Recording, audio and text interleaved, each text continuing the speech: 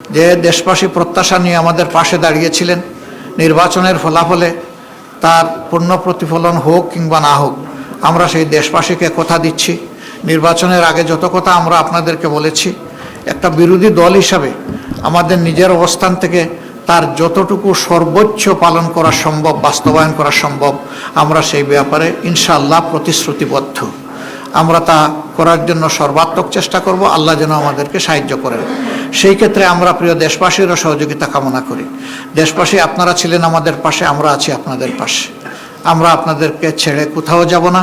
সুদিনে দুর্দিনে যাই এসুক, আমরা দেশবাসীর সাথে থাকবো ইনশাআল্লাহ। আল্লাহ তাআলা আমাদের সহায় হন এবং আগামীকাল থেকে যে নতুন অধ্যায়ের সূচনা হচ্ছে, এটা দেশের জন্য কল্যাণ বয়ে আনুক, নতুন দ্বারা সুস্থ রাজনীতির বিকাশ ঘটুক এবং মানুষের জীবনে শান্তি এবং নিরাপত্তা ফিরে আসুক। আমাদের যুবকদের প্রত্যাশা পূরণ হোক, তাদের হাতে হাতে কাজ তুলে দেওয়ার জন্য রাষ্ট্র যেন পদক্ষেপ নেয়, সেই পদক্ষেপের আমরাও গর্বিত অংশীদার হতে চাই। আল্লাহ হাফিজ। বাংলাদেশ জিন্দাবাদ।